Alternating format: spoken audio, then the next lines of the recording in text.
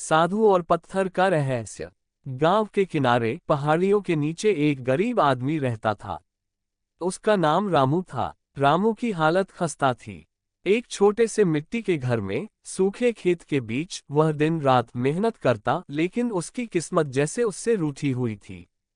हर बार जब वह थोड़ी सी फसल उगाने की कोशिश करता, तब कोई न कोई आपदा आकर सब तबाह कर देती। एक दिन जब रामू अपने खेत के पास बैठा अपनी किस्मत को कोस रहा था, तभी उसने दूर से एक अजीब सी आकृति आते देखी। धीरे धीरे वह आकृति पास आने लगी। पास आने पर रामू ने देखा, वह एक साधु था। ऊंची कद काठी, लंबी दाढ़ी, गहरे आंखों में रहस्य का समुद्र। साधु रामू के पास आकर रुका और उसकी ओर गहरी नजरों से देखा। रामू ने विनम्रता से प्रणाम किया और बोला, महाराज, आप कौन हैं और इस छोटे से गांव में कैसे पधारे? साधु ने बिना समय गंवाए सीधे पूछा, तुम्हारी किस्मत क्यों तुम्हारा साथ नहीं देती, रामू? रामू चौंक गया। ये साधु उसके नाम और उसकी स्थिति के बारे में कैसे जानता था? रामू ने हकलाते हुए कहा, महाराज, मैं मेहनत तो करता हूँ, लेकिन जैसे कुछ न कुछ हमेशा गलत हो जाता है। ऐसा लगता है कि मेरी किस्मत मुझसे रूठी हुई है। साधु ने अपने कंधे से एक पुरानी झोली निकाली और उसमें से एक छोटा चमकीला पत्थर निकाला। पत्थर साधारण था, लेकिन उसकी चमक कुछ खास थी। साधु ने पत्थर रामू के हाथों में रखते हुए कहा, यह कोई साधारण पत्थर नहीं है। इसे संभाल कर रखना। जब कभी तुम्हें लगे कि अब सब खत्म हो गया है, तब इस पत्थर को लेकर ईश्वर से प्रार्थना करना। याद रखना, ये पत्थर सिर्फ तब काम करेगा जब तुम्हारा मन सच्चा और विश्वास दृढ़ होगा। रामू ने पत्थर को उलट पलट कर देखा। पत्थर हल्का था, लेकिन उसमें कुछ तो खास था। साधु ने कोई और बात किए बिना गांव से दूर जाना शुरू कर दिया और जल्दी ही वह ओझल हो गया। कुछ दिन बीते, रामू ने पत्थर को एक कोने में रख दिया और अपनी दिनचर्या में लग गया। फसल फिर से लगाए, मेहनत की।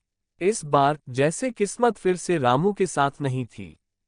बारिश नहीं हुई और सूखे ने उसकी फसल को बर्बाद कर दिया। अब रामू के पास कुछ नहीं बचा। उसकी हिम्मत टूटने लगी। तभी उसे अचानक वह साधु और उनका दिया हुआ पत्थर याद आया। उसने पत्थर को हाथ में लिया और प्रार्थना करने लगा, हे ईश्वर, मुझे रास्ता दिखाओ। मैं मेहनत करता हूँ, लेकिन मेरी किस्मत मेरा साथ नहीं दे रही। अचानक उसे खेत के एक कोने में हलचल महसूस हुई। वह भागकर वहां पहुंचा और देखा कि जमीन में एक सुराख था। उत्सुकतावश उसने और गहराई में खुदाई की। कुछ ही देर बाद उसे मिट्टी के अंदर एक पुराना बर्तन मिला, जो पूरी तरह सोने के सिक्कों से भरा हुआ था। रामू की आंखें चौंधिया गईं। वह समझ नहीं पा रहा था कि यह अचानक कैसे हुआ। क्या यह उस पत्थर का चमत्कार था या उसकी सच्ची मेहनत का फल? जो भी हो, रामू का जीवन एक ही पल में बदल गया। अब उसके पास पैसे थे और वह अपनी किस्मत खुद बना सकता था। लेकिन यहाँ कहानी में एक और मोड़ आया। साधु का दिया हुआ पत्थर अभी भी उसके पास था। रामू ने उस पत्थर को फिर से देखा और एक सवाल उसके मन में आया, क्या पत्थर वास्तव में चमत्कारी था या ये सिर्फ एक विश्वास की शक्ति थी? कई दिन बीत गए। रामू की हालत सुधर चुकी थी, लेकिन उस साधु और पत्थर का रहस्य उसे चैन नहीं लेने दे रहा था। वह साधु कौन था? क्या सचमुच पत्थर ने उसकी मदद की या ये सिर्फ एक संयोग था? आखिरी दृश्य में रामू ने वह पत्थर गांव के सबसे बड़े मंदिर में रख दिया, ताकि जो भी कठिनाई में हो वह उससे मदद मांग सके।